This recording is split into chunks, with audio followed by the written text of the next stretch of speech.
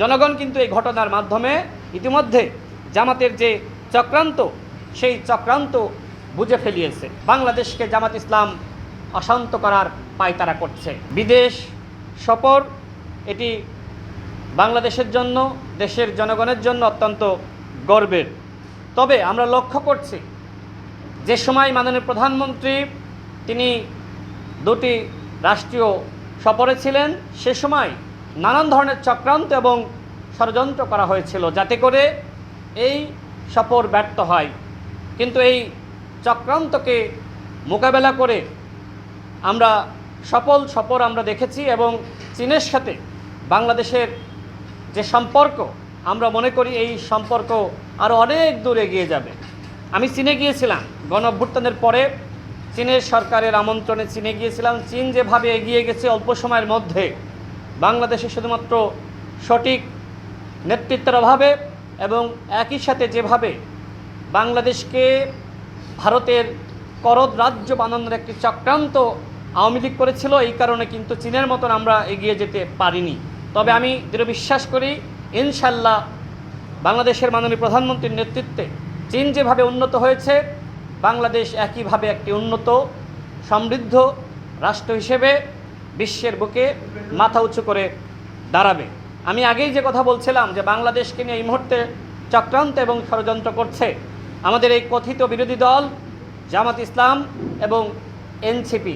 আমি ভরসা রাখি হিরন স্মার্ট ওয়াটার পিউরিফায়ারে।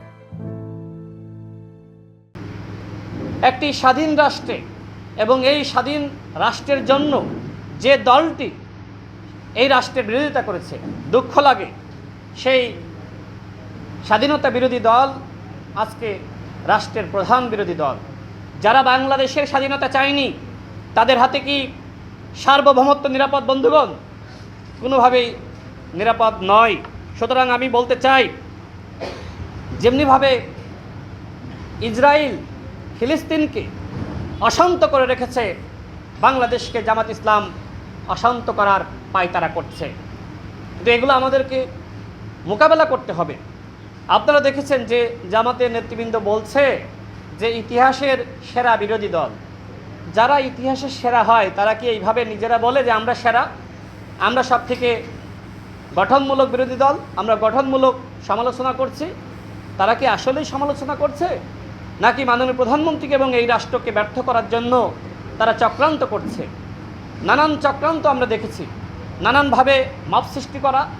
যে সময় শিশু রামিসা হত্যাকাণ্ডের পরে, ধর্ষণের ঘটনার পরে মাননীয় প্রধানমন্ত্রী, ঝিনাইদহের গর্ব মাননীয় আইনমন্ত্রী এবং মাননীয় স্বরাষ্ট্রমন্ত্রী রামিসার পরিবারের সাথে সাক্ষাৎ করতে গিয়েছিল, আমরা দেখলাম বের হওয়ার পরে একটা গোষ্ঠী তারা ভুয়া ভুয়া স্লোগান দিচ্ছে।